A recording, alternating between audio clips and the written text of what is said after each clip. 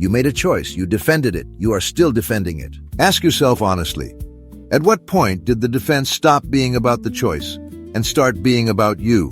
Welcome to the Stoic Compass. I am Epictetus, and today I am joined by Carl Jung and LAOZI. Today we are examining, when you stop defending a choice you made, what are you really admitting?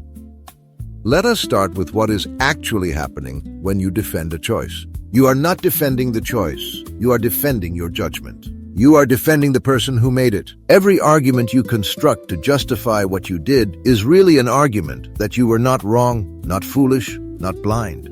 But here is the problem. The choice is done. It is over. It belongs to the past, which is not in your control. The only thing still in your control is what you do right now. So when you spend your energy defending something that cannot be changed, you are not protecting yourself. You are spending real currency on a debt that will never be cleared.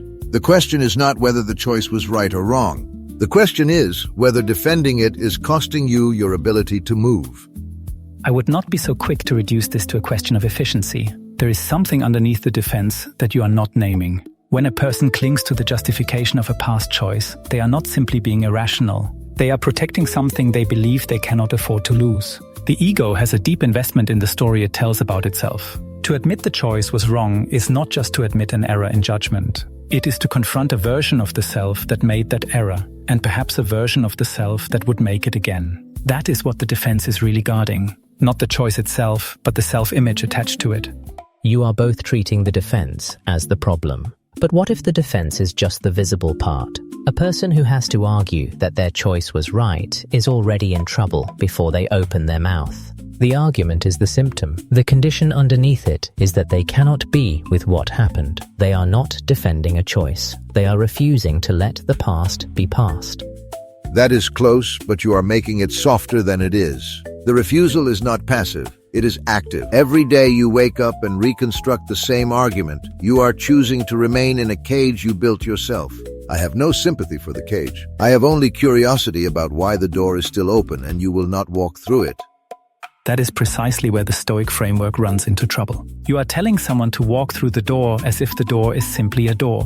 But for many people, what is on the other side of that door is a self they have never met. The self that made a selfish choice, the self that was afraid, the self that repeated a pattern they swore they would never repeat. You cannot simply command a person through that threshold with an imperative. The unconscious does not respond to commands. And yet, I have seen people walk through it without any command at all. They simply got tired of carrying the weight. Exhaustion is sometimes a better teacher than argument. Exhaustion only teaches if the person understands what they are exhausted from. Most people who collapse under the weight of a defended choice blame the weight on something else entirely. They blame the circumstances. They blame the other people involved. They will drag themselves to death defending a story rather than admit the story has a hole in it. This is precisely why the admission is so difficult. You are not wrong that the story has a hole, but the reason the person cannot see the hole is that the hole is where they cannot look. Think about how consistently people repeat the same kinds of mistakes across their lives. The same relational patterns, the same professional failures, the same justifications, slightly reworded. This is not carelessness. This is the shadow at work. What a person refuses to acknowledge in themselves does not disappear. It acts. And then they defend the action without ever seeing what drove it. You are asking people to see something they have arranged their entire life not to see. That is a large ask. Perhaps the better question is not what they are hiding, but what they would lose if they stopped hiding it. What they would lose is comfortable. That is exactly the point. Comfort built on a defended lie is not comfort. It is a tax you pay every morning. Every time you repeat the justification, you pay it again. I am not asking anyone to suffer. I am pointing at the suffering they are already choosing and asking them to see the price. But Epictetus, you are describing the cost of the defense as if the person already knows the defense is false. Many do not. The rationalization is not experienced as a lie. It is experienced as truth. The mind is extraordinarily good at constructing coherent narratives that protect the ego from what it cannot yet face. This is not weakness. This is how the psyche protects itself from fragmentation. The work is not to simply call someone a fool for defending a bad choice. The work is to help them see the defense from the outside, gently enough that the ego does not immediately double down. What happens when you tell someone directly that their story is wrong? They argue harder. Yes, so the direct approach defeats itself. That is interesting. Not always. The direct approach works when a person is already ready to hear it. The problem is not my directness. The problem is their readiness. I cannot manufacture that for them. What I can do is refuse to pretend the defense is real. Sometimes a person needs to hear a clear voice say, "This is what you are doing." And sometimes that clarity is the thing that breaks the lock. I agree that clarity is necessary, but clarity about what exactly? Clarity about the choice is only the surface. The deeper clarity is about why that particular choice was made by that particular person at that particular moment in their life. Until they understand that, they will simply make the same choice again in a different situation and defend it just as fiercely. You are both certain you know what needs to happen inside another person. That confidence itself might be worth examining. A person stops defending a choice when they are ready to stop, not when the argument against the defense is sufficiently compelling. The ripeness has to be there. You cannot force fruit. And yet you must plant the tree. You must name the thing. You cannot simply wait for someone to become ripe while they are rotting. No, but you also cannot open a fist by squeezing it harder.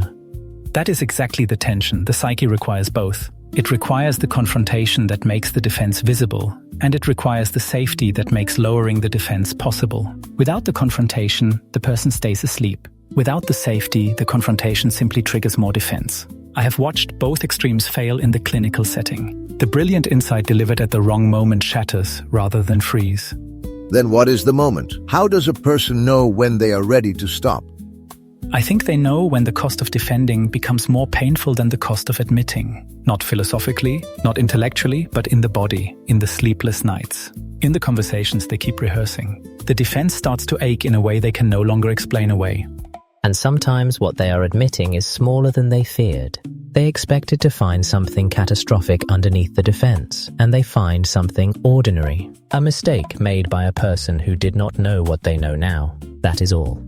That is the cruelest part of it, actually. The thing being guarded is rarely as dangerous as the guarding. People build fortresses around ordinary errors. They spend years patrolling walls that are protecting nothing worth protecting. Or they discover that what is underneath is in fact quite painful, but also quite specific. Not I am a fundamentally broken person, but I was afraid and I acted from that fear and someone was hurt. That is tolerable. That is workable. The vague, totalizing fear of self-confrontation is almost always worse than the actual self that is confronted. There is a kind of relief in stopping. People describe it afterward as lightness. Not happiness, just lightness. As if they had been wearing something for so long, they forgot it was not part of them. Then let them take it off. That is what I am asking. Not for a psychological excavation. Not for months of careful preparation. Just stop wearing it. You will know immediately how light you are without it. You make it sound instantaneous. Some things are. The decision to stop defending can happen in a single moment. Everything before that moment is preparation. The moment itself is instantaneous. The preparation cannot be rushed. That is the part you are impatient with, Epictetus. The groundwork is not laziness. It is how the ground becomes ready to receive the seed. I am not impatient. I am precise. Every day of preparation that is also a day of avoidance is a day of cost. I do not begrudge the preparation. I begrudge the disguising of avoidance as preparation. That is a genuine distinction and a useful one. There is a difference between sitting with something and hiding behind sitting with it. Both can look the same from the outside. Only the person themselves can know which is actually happening. And that knowing, when it comes, cannot be argued into. It simply arrives. All of this, and we have not yet said the plain thing. Here it is. When you stop defending a choice you made, you are not admitting that you were stupid. You are not admitting that you are fundamentally broken or untrustworthy. You are admitting something far more ordinary and far more useful, that you were a particular person at a particular moment with particular fears and particular blind spots, and you acted from those things. That is not a confession of character failure. That is an honest description of being human. The defense costs more than the admission. Not because the thing underneath is small, but because carrying the defense requires constant maintenance. You rehearse it. You reshape it when someone challenges it. You surround yourself with people who will not push on it. All of that is energy you are spending on the past instead of the present. What actually happens when the defense comes down is often this. You feel grief for a moment and then you feel clear. The grief is real. Let it happen. On the other side of it is the ability to see what you actually did, understand why you did it, and make a different choice the next time that kind of moment arrives. Today, try this. Think of one choice you are still defending. Not explaining, not contextualizing, but defending. Write down, without justification, just the action itself. Then write one honest sentence about what you were afraid of when you made it. That is not the whole work, but it is the first step through the door. The choice you made is not the heaviest thing you are carrying. The story you built around it is. You already know the difference between explaining yourself and protecting yourself. You have always known it. Stop defending the past as if it can still be changed. Put down what is not yours to carry anymore. That is the only motion that matters now. If today's conversation has served you, take it further. Pay Attention by C. Trebu, 12 Lessons in the Practice of Seeing Clearly. Available now on Amazon.